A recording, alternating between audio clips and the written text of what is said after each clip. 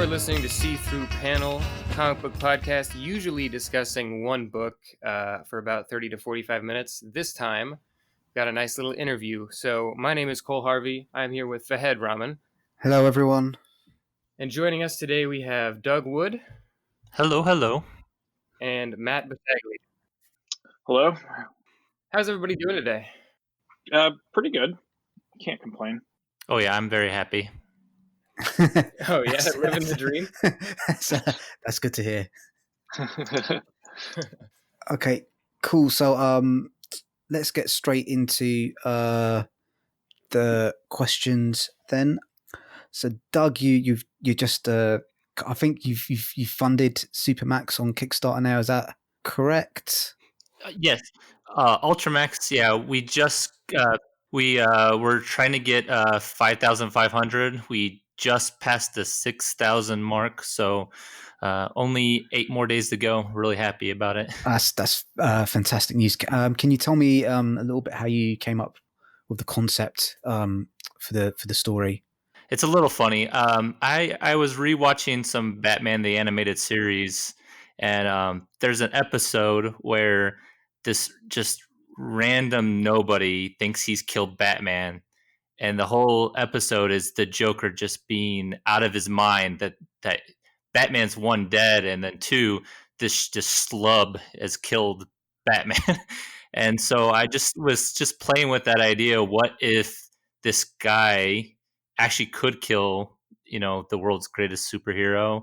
And then what are the repercussions after that kind of event could happen? So that's I think getting your ideas from, getting inspired by when you're watching old TV shows is kind of just one of the best ways, kind of riffing on other people's ideas and kind of remixing them. I think, definitely, it's definitely a great place to get your inspiration from. Yeah, I think it's a really fun high concept for him to like, which is, it's such a tough thing to come up with. Is like what hasn't really been done, or what hasn't been done that frequently, especially in comics now. Or at least, my favorite thing is, what did you like, especially probably as a kid, and then what would you have wanted to see different in that concept? And I think that's really usually where my starting point is. Like, I know it's going to sound kind of fan fiction-y, but it's just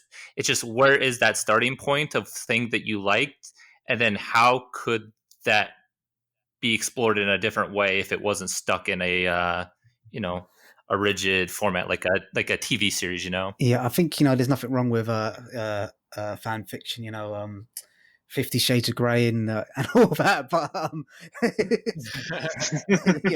nothing wrong with kind of using a fan inspired concept and kind of creating your own thing.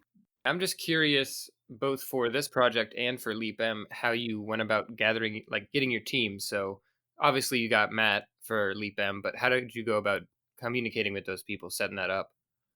So this is a little bit of a different thing, but for Leap M, I had started years ago. I had an artist on the project, and I got sick, so the project got put to the side for a while. I finally was able to start the project back up, and he was too busy, the artist that we had.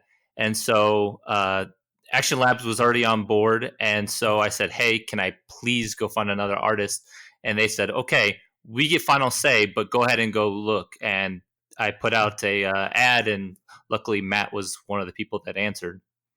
I think that's probably very lucky because Matt worked perfectly for that book. Matt, so what was your thanks kind of your experience of kind of working with Doug and working on Leap M? Well, I thought it was a fun project to work on. I mean, the thing that I think that Doug will attest to with this is that he's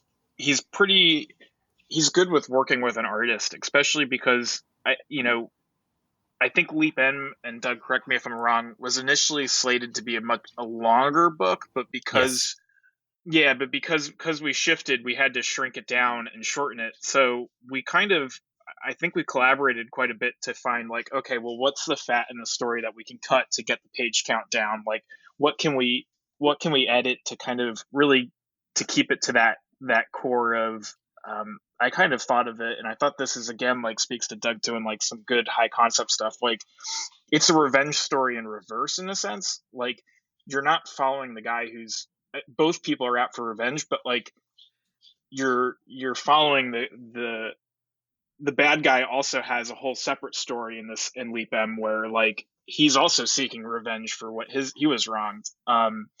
So it was interesting kind of just getting that story tighter and down to this like really compact one shot, which is tough, especially comics, you need so much real estate to establish things that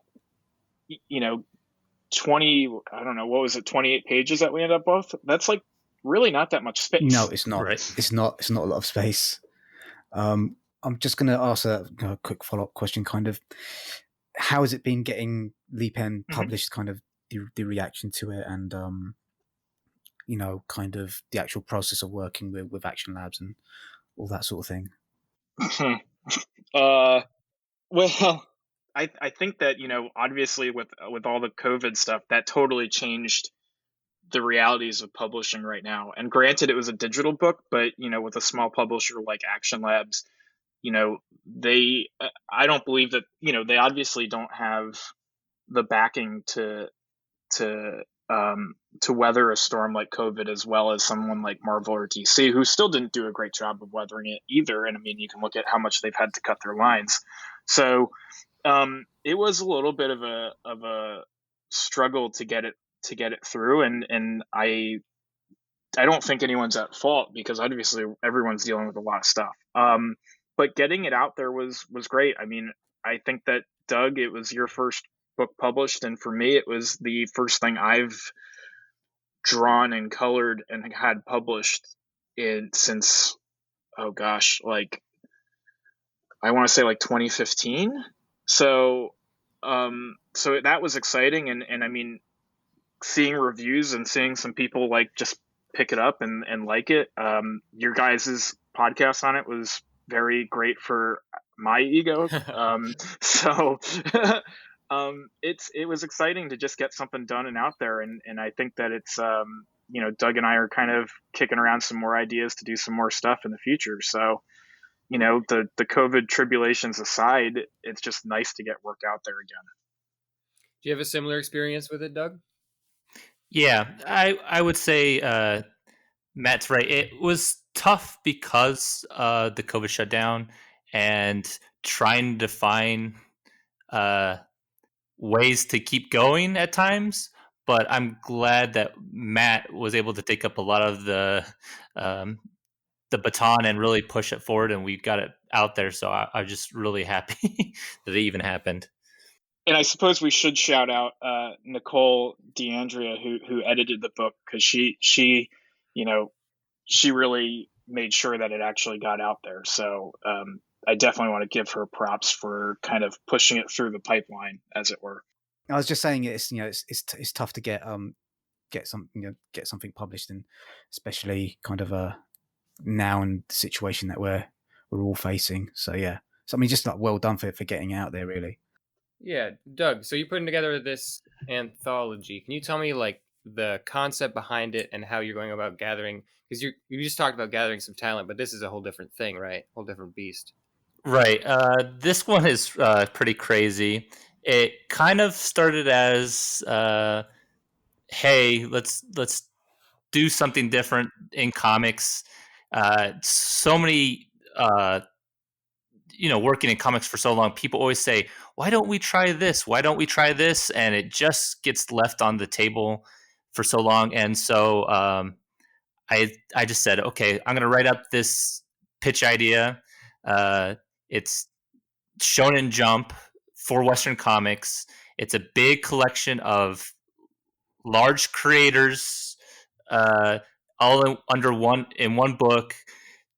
And I tried to ask big name creators to try to really anchor bring people in, as well as have some smaller people that maybe haven't had their first shot yet and give them a place to, express themselves in comics. And that's what I try to do. Do we have any information about that? Because I haven't seen a ton. Is there anything you'd like to say about it or spread around? Yeah, we're about to start it back up. I just started posting today. We're hoping to kickstart it on the 1st of November. It's right now, a lot of the people are in penciling stages. We're going to be coming up on inking as well. So the book will be complete before we finish the Kickstarter, which is really exciting. It's like 24 teams. There's over 80 Wow. creators. We got creators from like Image Comics, Aftershock, Mad Cave, just a lot of people, and then just people that just haven't done anything yet in comics, and we just want to give them a shot. God, that sounds And fantastic. what's the name of the anthology? The name, it's Project Big Hype. It's just something I was joking around about on Twitter, and then I said, "Hey guys, what should we call this?" And everybody said, "Just call it Big Hype." You already were putting that out there into the void, so why not? Why not just leave it that way? It kind of reminds me of the John Wick story. So that when John Wick was originally kind of coming out, it's in the original name of the movie was Scorn. But Keanu Reeves just every interview he's having, I'm making this character, making this movie with this character called John Wick, and it's this kung fu action film. So like the marketing guys are like, no one's going to remember the name Scorn. Just call it like John Wick, because Keanu Reeves is just going around calling it John Wick. So just call it that. So yeah. Yeah. Like you speak it into existence, and you just kind of have to use what you already put out there. Like there's no sense in making new brands, man. Yeah. And Matt, you're working on a kind of Instagram comic at the moment. Do you want to speak a little bit about that, what it's called, and kind of what the concept behind it is? Yeah, it's called The Unspeakable. I kind of wanted to mess with Instagram for comics. Like, and also just kind of play with like doing 4 panels a day. The last 2 weeks have been rough. Been busy with work, but it's going to start back up here in a week or so. But like, it's basically the question, but if he has to beat up the deep state instead of beating up, I don't know, like corrupt city councilmen.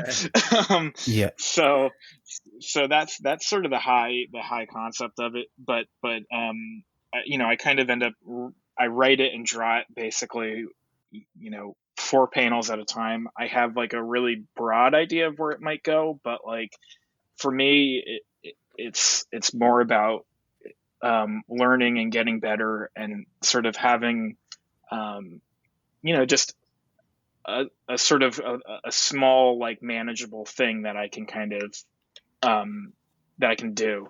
So I think there's like almost 30 strips up there on Instagram right now. So if you follow it, it's Unspeakable Comic on Instagram. If you follow it, I'll be updating it soon. And there's a lot to read right now. And I've been messing with hand lettering it. So interesting.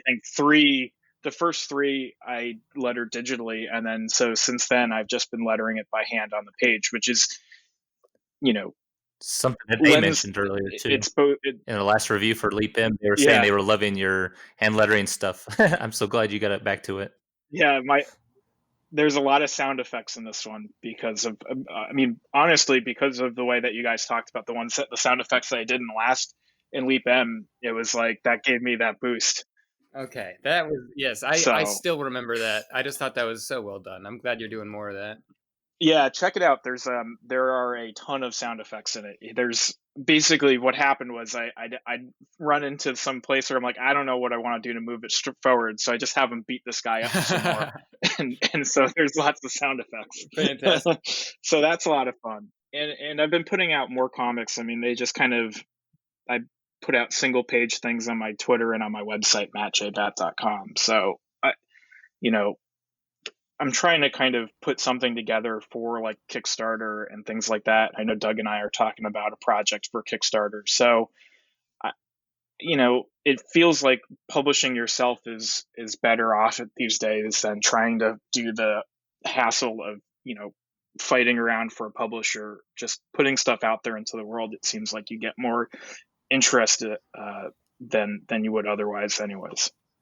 Both of you probably aren't all that aware of what's happening in like the UK comic scene, but they did a UK's comics creator survey this year, and it's shocking how little creators in the UK make, and how many of them are kind of reliant on self-publishing, because the publishers in the UK haven't come well, the market's smaller here, and there's lots of work that needs to be done with audience development. But yeah, it is self-publishing, I think, for comic books, I think is kind of the way to go. And a lot of the artists on there were saying that comics isn't the main way that they earn their living. They earn a lot of their living by going to things like comic cons and doing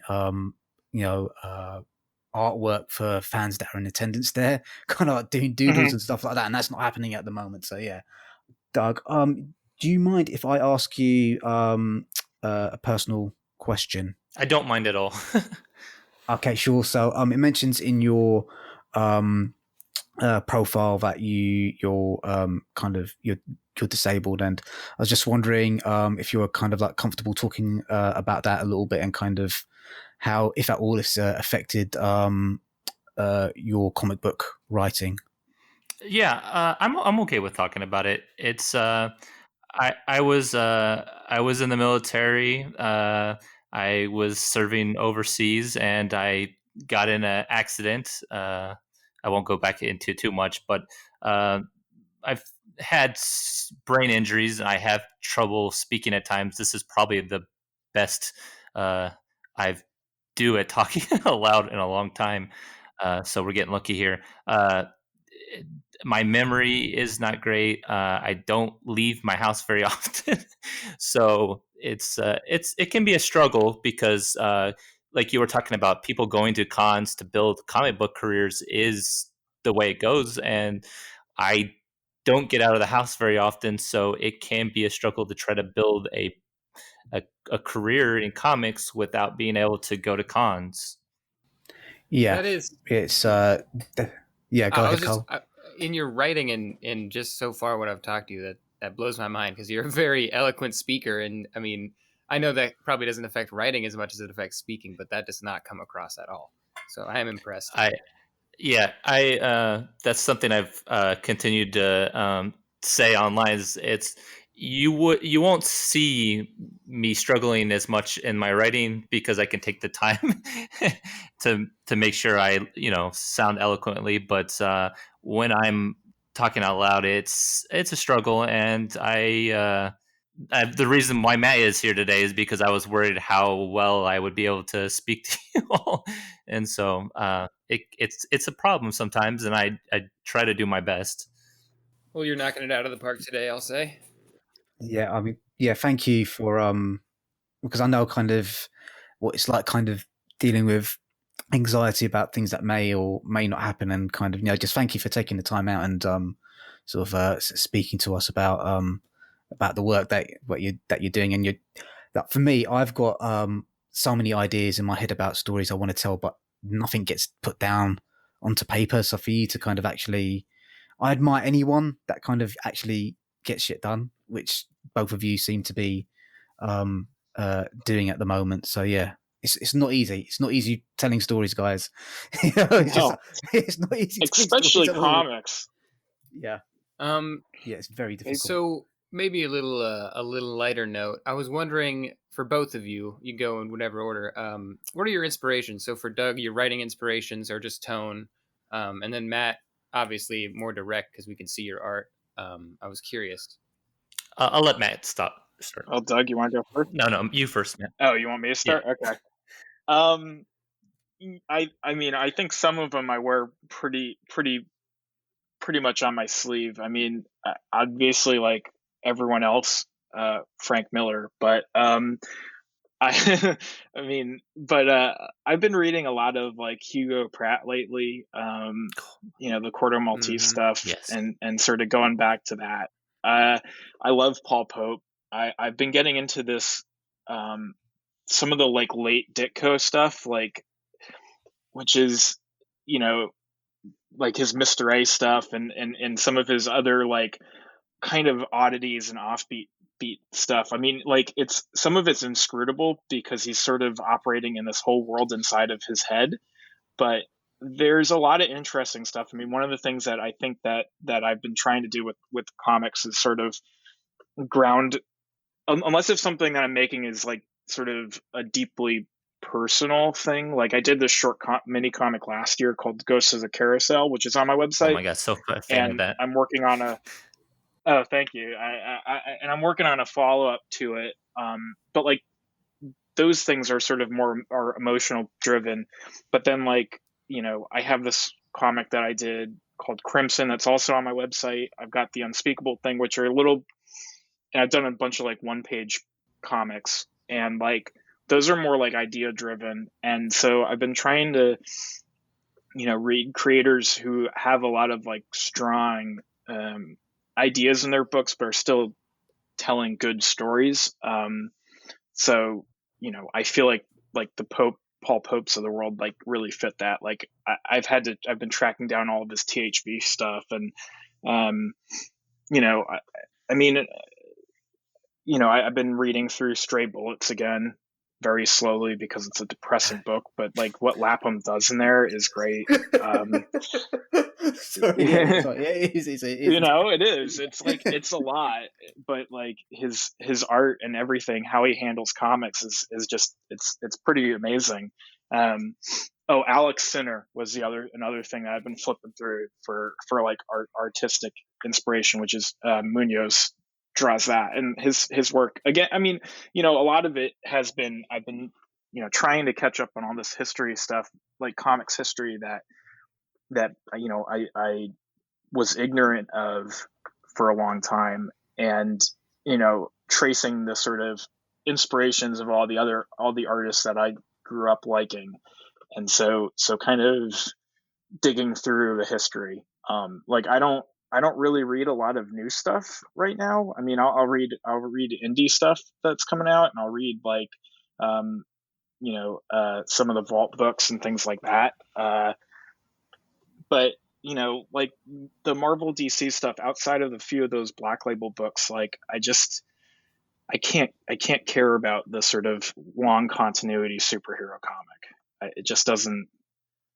It's just too much for me. Like I just don't. I want something that's like compact and it has an ending, and you know, there's something sort of there's something to it. There's some drive behind it. Like I really like the Daniel Warren Johnson Wonder Woman book that came out because like it's in and out, it's done, it's awesome because I mean anything that dude draws is amazing. But like it's there, he has something that he wants to say and he says it and he's done and that's it. And like too often it's like they're asking people to read like 70 issues to get to something, and it's like I don't have the memory to even remember what happened in the first issue.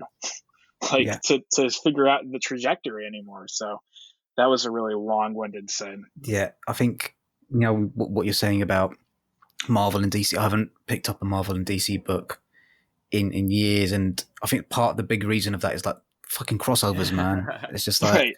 everything's a fucking just, you know, that concept needs to go away for you know, for 5-6 years. And anyway, Everyone cites these references, right? Like everyone like says, you know, lauds. I mean, a lot of the same sort of, you know, trades basically. You know, like Dark Knight and you know, like Born Again. Obviously, I'm just naming Frank Miller stuff because I remember it off the top of my head. But like they're relatively compact. Even his Daredevil run is what, like 30 issues. But like there's a clear like arc, and it's easy to read that whole thing.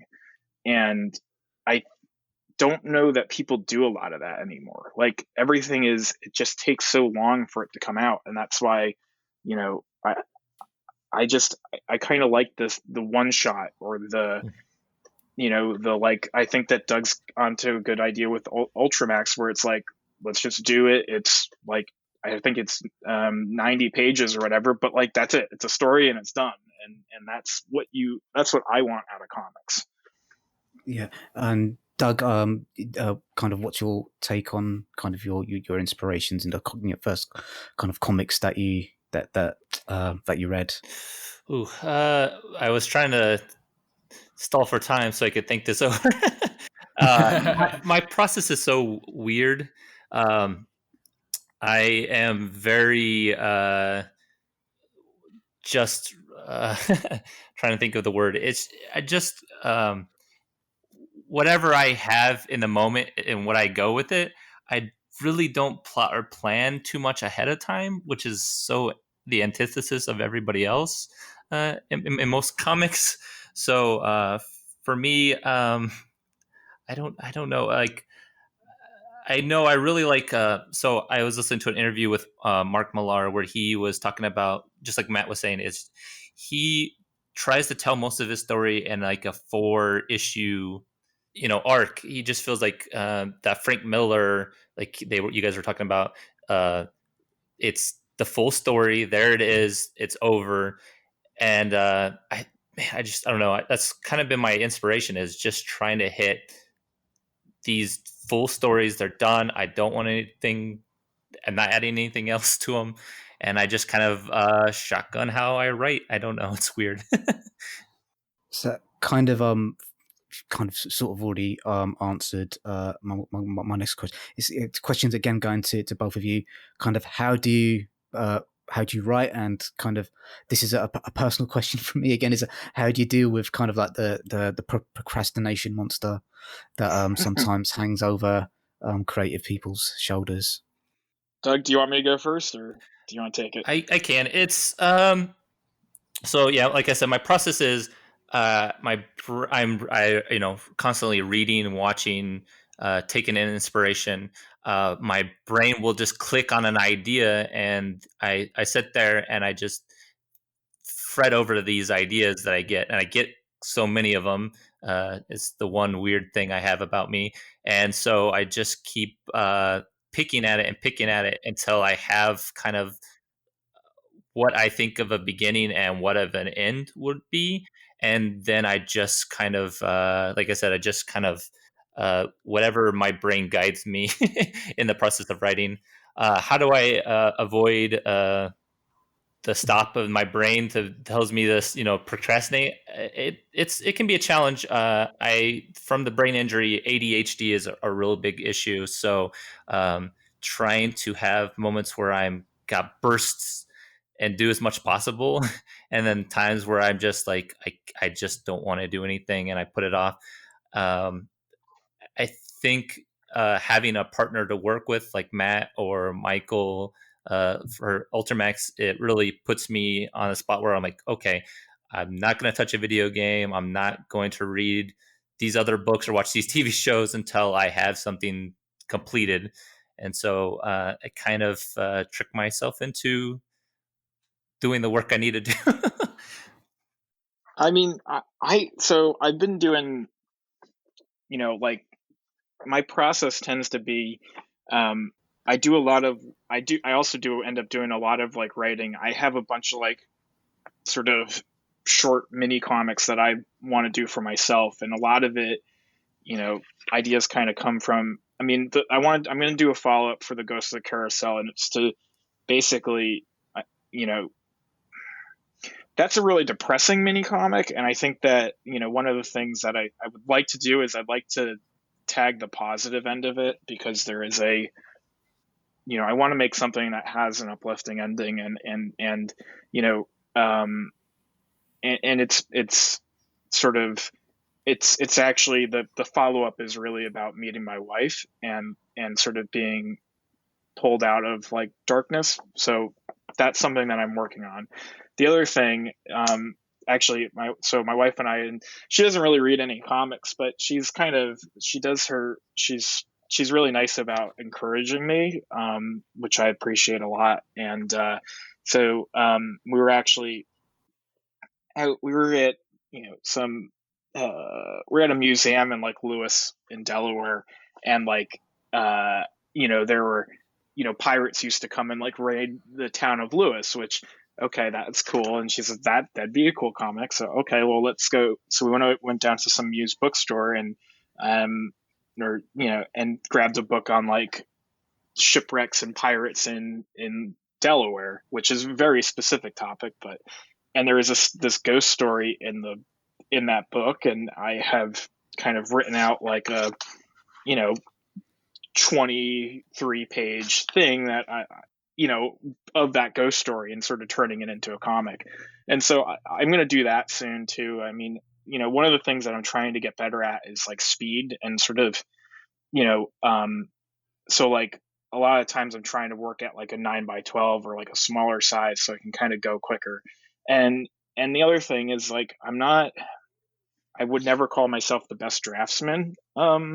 But like a lot of it with the art is trying to just get the idea across, and like I'm trying to become more comfortable with not fussing too much about like, oh, is this perfect? And so I've switched to almost thinking entirely with the brush, which is sort of freeing, and I'm not worrying about like, oh, is this like, am I trying to get like super like pristine lines? I'm trying to get the idea out there, which I think is helping with moving quicker. So I end up just writing a bunch of ideas, and if it's something for myself, I just write down like I do a numbered list, and I'll write down like, oh, page 1, this is kind of what happens, and then like usually, I'll just I'll either thumbnail it or I'll just go straight into the page if I've got a really good idea in my head of what it's going to be. I mean, it does help when for things that I'm writing and drawing myself, like that helps, that thinking time where you can just be like, oh, I know exactly what this page is going to look like. And you just can throw it down on the paper and like do it in one sitting. And that's exciting. But then like working with Doug, I will do more thumbnails, and then we can go back and forth on them and sort of, try to, make sure that we're communicating the right things. So, I kind of adapt to depending on what the project is. Yeah, I think I've heard that from in interviews and articles of other artists. They say that there's always a point where once they're starting to work more, they have to kind of refine their work to be as quick as possible without the actual quality of the work suffering. And I feel like that's probably a little bit of what's going on. And I've heard that from a lot of artists. A lot of them will just like completely switch their style to make it faster, and I always I'm hurt by that a little bit. So I'm glad that your art is still just as good as before, at least from what I've seen. I mean, I think it's actually better. Like, it's funny. It's like, you, I mean, I feel like I've gotten better because I would hope I would get better. I think I've done like 40 or 50 pages of comics this year, probably more. So like, I hope I'm improving. And I mean, I looked back at, so I did a comic with, Mike Morisi, like, called Indoctrination at Z2 is years ago. And I looked back at that and I was like, oh God.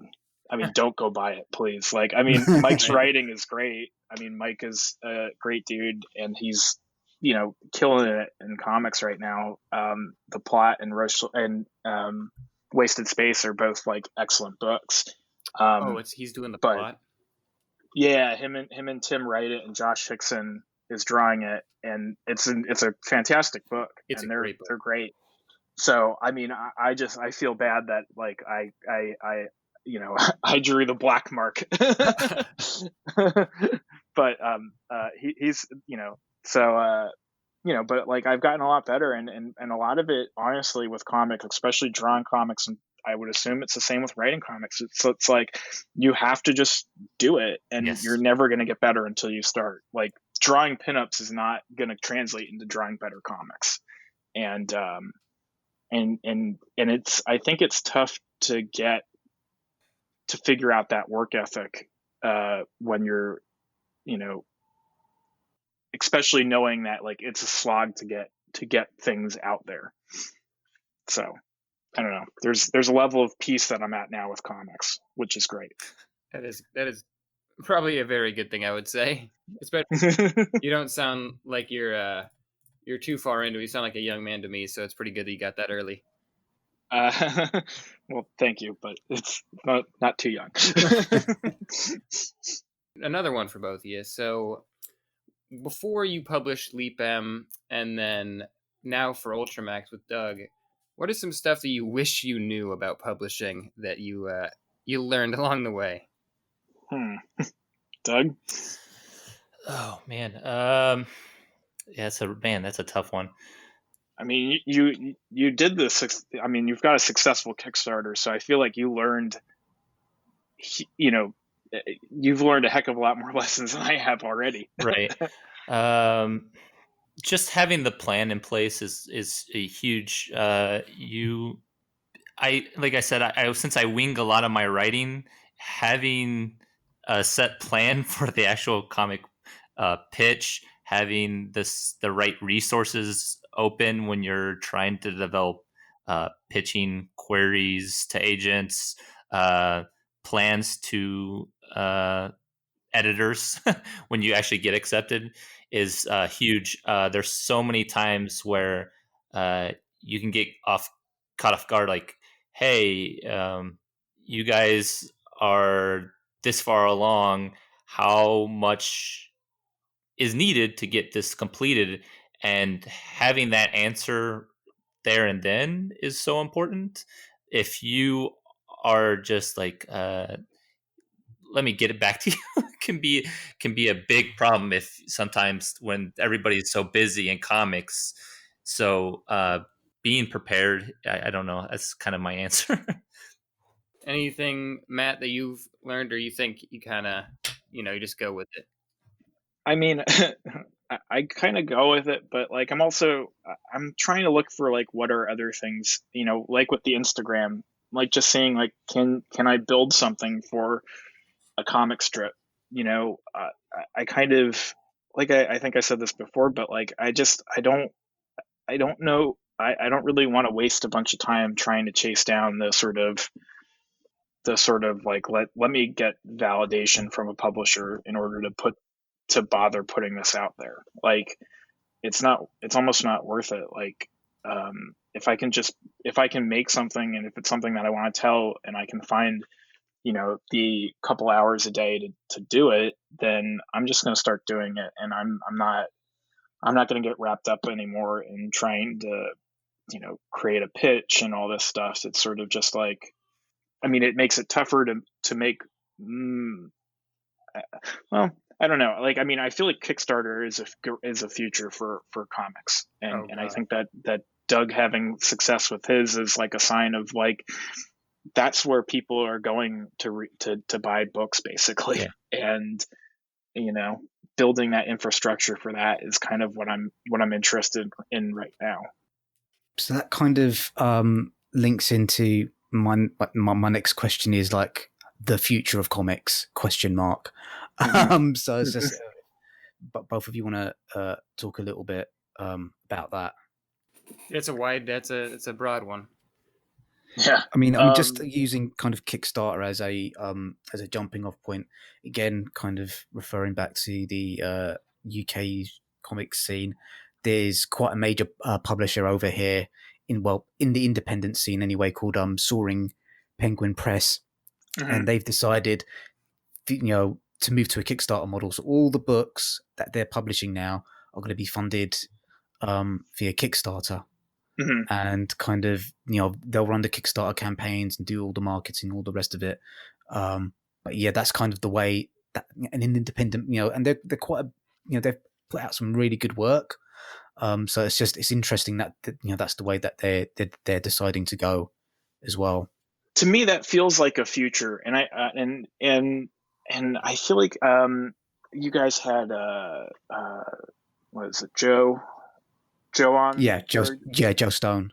Yeah, and I think that he was kind of I think that I've been listening to a lot of podcasts, so like I might be mixing stuff up, but I feel like he was kind of, you guys were talking about this where it's like the market is totally shifting, and like I do think that Kickstarter's a future. I think that just sort of the self-publishing and smaller press stuff is starting to pick up, and like I feel like bookstores are the things you can sell graphic novel or like trades or whatever. But I don't know that I think that the floppy is I think it's reaching its ending. Yeah. Like, I just don't know. I don't know that there's any value in the, $2.99 or $3.99 floppy as part of a 6-issue story arc, and then you can get a trade that's, in a at the end of it, that's cheaper than buying each floppy, and also doesn't have ads in it. Like, I don't know. I think for independent stuff, it's like Kickstarter is a way to go. Or, I mean, if you're so lucky and you can hook up with a publisher like Vault or Image, and even Image, if you don't have a name, it doesn't. Image helps get you out there, but like, if you're not, I think if you don't have that audience, it's not like getting published through Image is not like a, golden bullet for success. There's so many projects at Image that you can just get lost in the sea, even at Image, Right. So I feel like and I mean, it's just hard. Yeah, and I colored Roche Limit for Mike way back in the day, which was at Image. And you had the same exact drop off as anything else. The first issue does great, and then number 2 is half of that, and then 3 is half of that, and then 4 is half of that. And like, you were in charge of the marketing, so it's no real. I think you see publishers now like AWA or Vault. I feel like Vault is a really great example. I think that like Upshot seems to be doing some stuff that's interesting. TKO I think is interesting. And I think TKO is putting out some great books. And like, I feel like that's the future, is like these sort of boutique publishers, and then also creators who want to tell independent stories, just going to Kickstarter and building their audience themselves. Yeah, and I think the other thing that gets talked about quite a lot is the shifting demographics of people that are reading comics, in terms of you've got Rainer doing the stuff with Guts and Babysitters, in terms of opening that YA graphic novel market up to sort of middle-aged girls, and then you've got Dav Pilkey doing the stuff with kind of Dogman, opening up that kind of young reader market as well. So it's kind of, I think it's really going to depend on who you're aiming, who's your kind of target audience, because I think the floppies, I think it's hard to see kind of a long-term future in that. But yeah, I've seen a lot of creators pushing for that book market. A lot of major book companies like Scholastic and who else? Anyways, they actually pay an advance to books, which floppies won't do. And so, if you're a creator, you want to take a shot at something that will give you a livelihood for a while. Whereas you take, like we said with Image, it can be a gamble. You got something for number 1, and then issue 2, you're gambling your future sometimes. So it's I think that book market is really, and then like you said, the boutique stuff after that is really going to be where it's at. Yeah, and it's sort of I've made a certain level of peace of like, I don't know that just drawing comics will ever be my full-time career, and I'm okay with that. I do creative work professionally, so I enjoy that. I obviously always try to find ways to shove comics into my full-time job. When I worked at Task and Purpose, which is military news and culture site, I drew some comics for them and did a bunch of illustration stuff. So like, I always find ways to push that forward. But like, if I can, if like Doug and I can say like, oh, well, here's a comic we want to do, and we can take it to Kickstarter, and that at least, and fund it, that's cool, because you at least know that someone is going to read it. And that's sort of the thing that, I did that mini comic Ghost of the Carousel last year, and the thing that's tough is figuring out like, how do I put this out there where I feel like someone's enjoying it or someone's getting something out of it. And sometimes just throwing something out into the ether of social media doesn't it doesn't feel like you're reaching anybody in any sort of real way. Like a heart doesn't mean anything. So that's why it was really nice with Leap M that a number of people reviewed it, and it was nice to get that like sort of actual feedback on, you know, what went right, what went wrong. And people took chances on nobodies, basically. So we really appreciated that. Yeah. Cool. I think we're on the last few questions now, aren't we? So yes. Yeah, last two questions here. So just to close it out, what is there any comics or books you guys are looking forward to? And what are you reading, watching? Just what media, basically, are you consuming lately? The book I've been reading, what is it called? Oh my gosh, it just came. The issue 1 came out, and issue 2 I think is out today. I need to go pick it up. It's We Only Find the Dead Body. Is that what Find it's them called? when they're dead. Yes. We only find them when they're dead. Oh my gosh, that one's so good. I was hooked by the cliffhanger of issue 1. The premise is so interesting, and I just if you're a comics fan, go give that a look, because it's so great. I would agree. It's a great book. What was that? I didn't catch the name of the book. What was it called? I believe it's We Only Find Them When They're Dead. Yes. Yeah, I think you're right. I think that's what it's called. Al Ewing, right? Yes. What about you, Matt? Anything? It doesn't have to be comics. Just anything you're really digging lately. I mean, I like I said, I've been reading Cordo Maltese a lot lately. I'm reading a book on shipwrecks. I don't really watch any, you know, I don't really watch much TV or anything. We've canceled all of our streaming services because I'm just sort of sick of the nonsense of streaming services. I'm done with that stuff. Oh, you canceled all 1,000 of them? Wow. Yeah. I hate them. It's just there's so much noise, and it's like you end up in the sea of like not being able to make a decision anyway. So I've been mourning the fact that they pushed James Bond back a year basically, and I don't know if it'll ever come out. So I've been rewatching. I've been watching, putting on some Bond movies in the background occasionally, but like the fun ones. So like some like some of the Roger Moore ones. I have a soft spot for the Dalton movies. So that kind of stuff. And then just things that keep me in the mindset for whatever I'm working on. So I just flip through. I mean, a lot of times when I say I'm reading something, it's more I look at the pictures and, I kind of don't really see the words that much. So like all the Pope stuff, I just flip through it, Yeah. Oh, and I'm reading the Loneliness of the Long Distance Cartoonist, which is by Adrian, and he makes a joke about how people can't say his last name, but I'm gonna do it in real life. Tomine? I think it's Tomine. I have the same problem.